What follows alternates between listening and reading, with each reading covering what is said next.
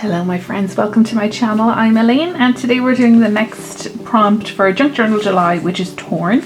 And I quite like this prompt for a Junk Journal challenge. It's quite open to a lot of the types of things that we do in our junk journals, so I quite like that one. So what I have here now is a few pieces of torn book paper that I used in, I think it was this one.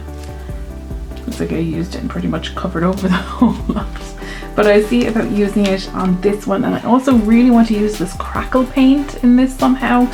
I wanted to use it somewhere in the journal and there's not really any prompts to suit it, but I think I'll work it into this one and see what we can come up with. The only thing about this crackle paint is whichever page I use it on, it's going to affect the page behind it. So tomorrow is keepsake, so whatever I do for keepsake is going to have this real texture on the paper.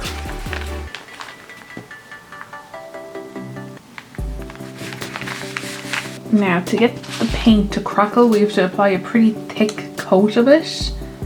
Fast drying creates eggshell cracking pattern as it air dries. Use over sealed surfaces. Don't think this counts as a sealed surface. Okay, so let's just put it down and see what happens.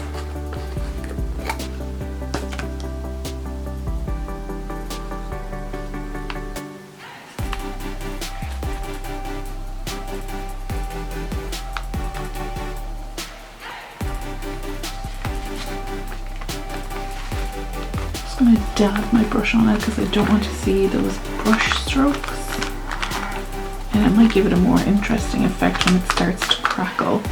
I'm going to leave it like that and leave it dry and see what we end up with.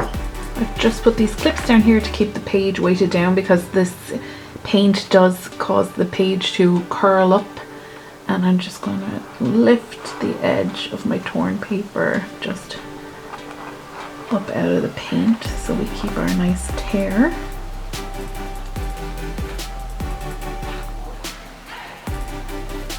I ended up using a hairdryer to get this to dry because I was getting impatient, and it was really cool watching it dry and crackle in front of my eyes. The next time I will film that. I had to do it in a different room, so next time I'll do it here and we will film it because it looked so cool. So now our page is curling and we've got this bit here. I'm trying to think what to do. I don't want the whole thing to be white. I'm not sure what I want to do. See, this is what I was talking about. See that texture, which I actually really like. I think it looks quite cool. So that will be tomorrow for keepsake. But for now, I'm not sure what to do. Decided I'm going to add some of the paint underneath here just to keep things nice and even, so that when I do go in with whatever way I'm going to colour it, things will be even. Just in underneath here, and then I'll probably give it a blast with the hairdryer again. I'm only doing a light coat here because it's just to colour it and to make sure it has a similar texture, but I don't worry about it crackling.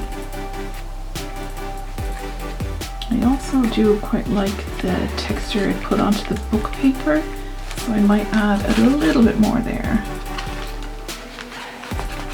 I'm just gonna kind of wash into it, or fade, that's the word, fade into it. So just a light dusting. I was going to go over this with this shade inky paint from Citadel. It's called a shade. It works kind of like an ink, and it's supposed to get into all the little spaces and give high contrast and shading basically, but I think it will be too much, so I'm going to try some archival inks from Tim Holtz, and this brush is what I'm going to do. I'm basically going to go like this. Oh my gosh, it's already staining it. So I'm going to try the light colour and then the dark colour in some areas, maybe around the edges, because I don't want the colouring to be too intense.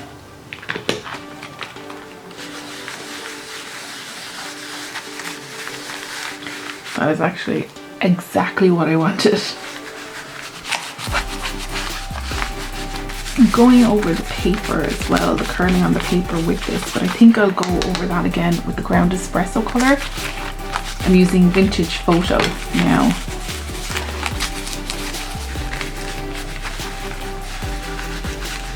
Okay, so let's go over it now with the darker colour. I think I'll actually have to use this brush to bring it out there.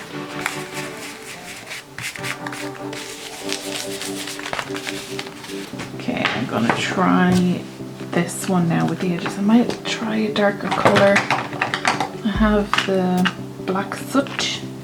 It might be a bit too much. Let's try it.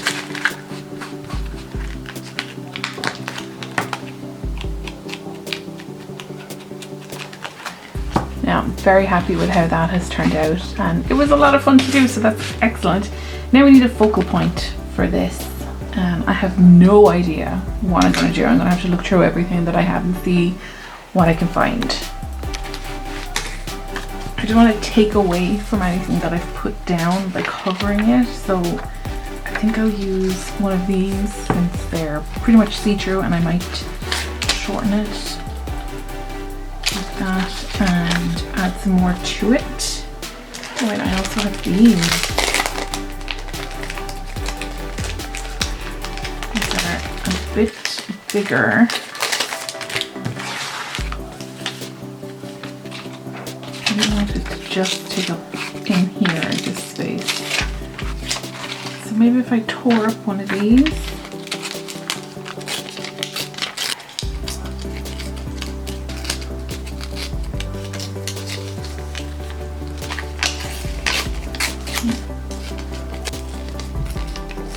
That's the idea of having the black and the white writing, and then we'll need a little something else to add in. I'm going to ink the edges on these as well, just to give them a bit of contrast. I think I'll add something simple like a little flower here and attach it with a paper clip.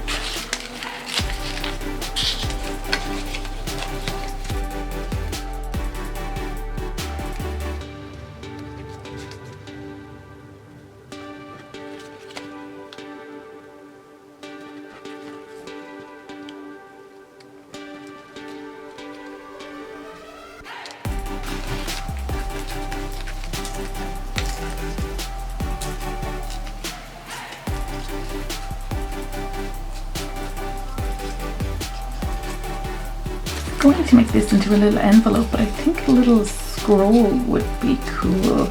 And then I'm going to add a wax seal and maybe a little tiny feather.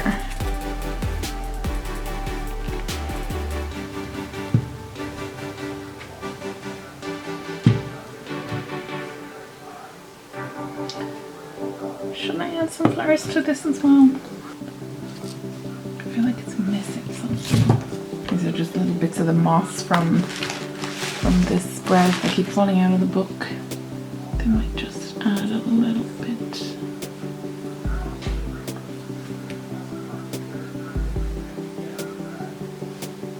Just gives it that finishing touch it needed. So now we wait for that to dry. And we're going to pop it in here with this clip that I think could do with some tarnishing, but I don't know how to do that. So that's it for today's spread, which was Torn. Very, very happy with this, and I really enjoyed making it. Let me give you a closer look at the little embellishment here. So there's the little embellishment for it. I really enjoyed making this, and it kind of reminds me of little dollhouse things.